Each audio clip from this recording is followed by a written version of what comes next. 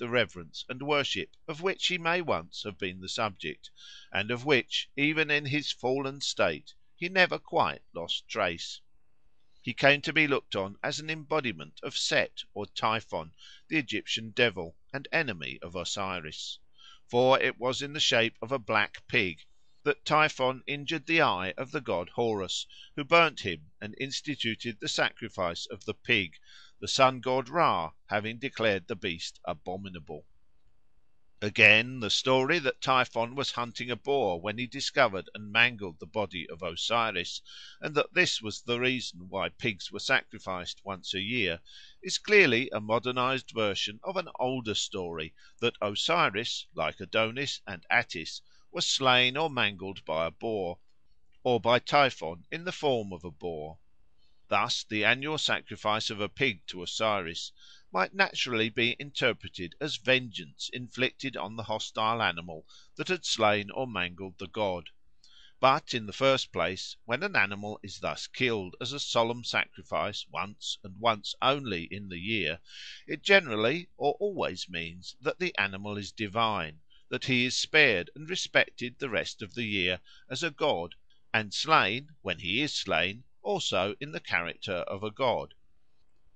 In the second place, the examples of Dionysus and Demeter, if not of Attis and Adonis, have taught us that the animal which is sacrificed to a god on the ground that he is the god's enemy may have been, and probably was, originally the god himself. Therefore the annual sacrifice of a pig to Osiris, coupled with the alleged hostility of the animal to the god, tends to show, first, that originally the pig was a god, and second, that he was Osiris. At a later age, when Osiris became anthropomorphic, and his original relation to the pig had been forgotten, the animal was first distinguished from him, and afterwards opposed as an enemy to him by mythologists, who could think of no reason for killing a beast in connexion with the worship of a god, except that the beast was the god's enemy. Or, as Plutarch puts it, not that which is dear to the gods, but that which is the contrary, is fit to be sacrificed. At this later stage the havoc which a wild boar notoriously makes amongst the corn would supply a plausible reason for regarding him as the foe of the corn spirit, though originally, if I am right, the very freedom with which the boar ranged at will through the corn led people to identify him with the corn spirit, to whom he was afterwards opposed as an enemy. The view which identifies the pig with Osiris derives not a little support from the sacrifice of pigs to him on the very day on which, according to tradition, Osiris himself was killed; for thus the killing of the pig was the annual representation of the killing of Osiris, just as the throwing of the pigs into the caverns at the Thesmophoria was an annual representation of the descent of Persephone into the lower world, and both customs are parallel to the Egyptian practice of killing a goat, cock, and so forth at harvest as a representative of the corn spirit. Again, the theory that the pig, originally Osiris himself, afterwards came to be regarded as an embodiment of his enemy Typhon, is supported by the similar relation of red-haired men and red oxen to Typhon. For in regard to the red-haired men who were burnt and whose ashes were scattered with winnowing fans, we have seen fair grounds for believing that originally, like the red-haired puppies killed at Rome in spring, they were representatives of the corn spirit himself, that is, of Osiris, and were slain for the express purpose of making the corn turn red or golden.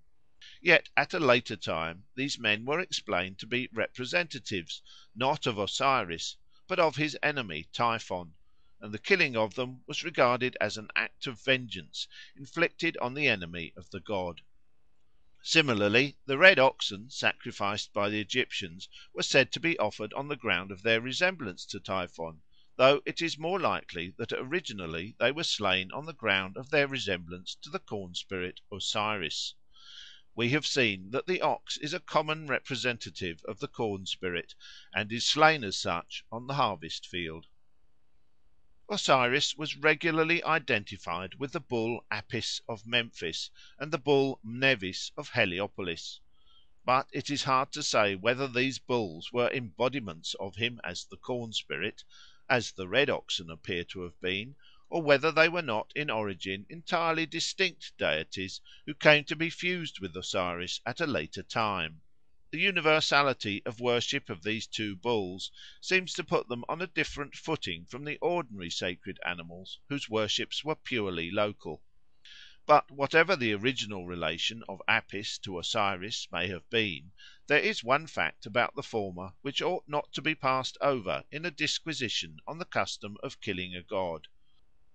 Although the bull Apis was worshipped as a god with much pomp and profound reverence, he was not suffered to live beyond a certain length of time, which was prescribed by the sacred books, and on expiry of which he was drowned in a holy spring.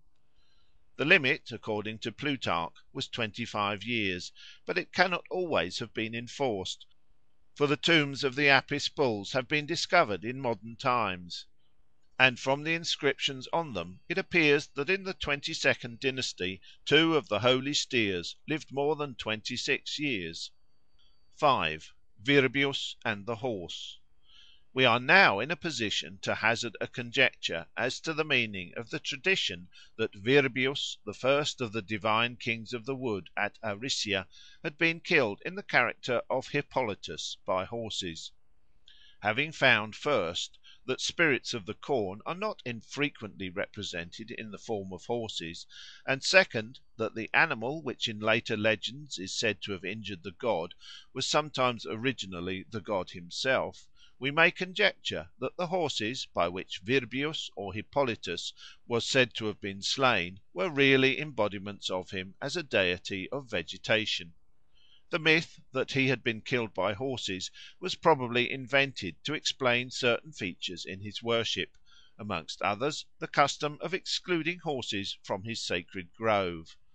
For myth changes while custom remains constant. Men continue to do what their fathers did before them, though the reasons on which their fathers acted have been long forgotten. The history of religion is a long attempt to reconcile old custom with new reason, to find a sound theory for an absurd practice.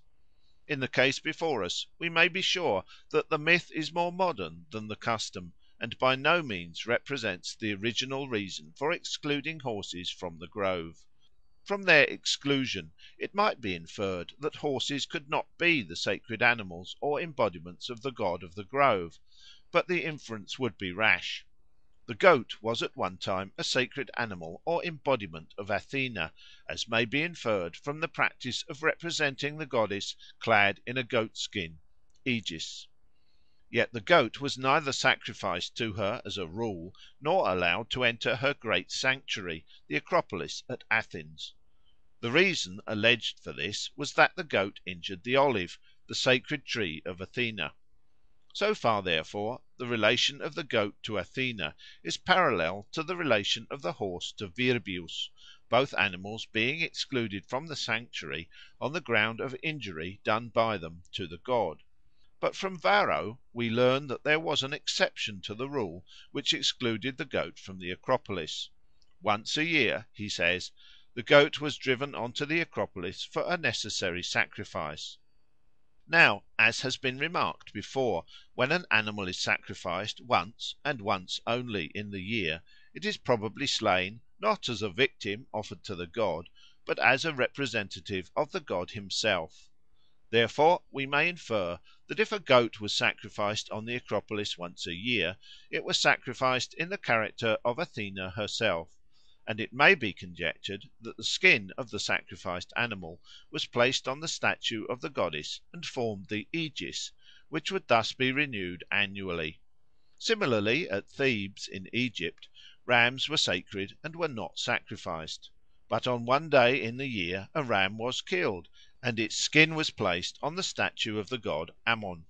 Now, if we knew the ritual of the Arician grove better, we might find that the rule of excluding horses from it, like the rule of excluding goats from the Acropolis at Athens, was subject to an annual exception, a horse being once a year taken into the grove and sacrificed as an embodiment of the god Virbius.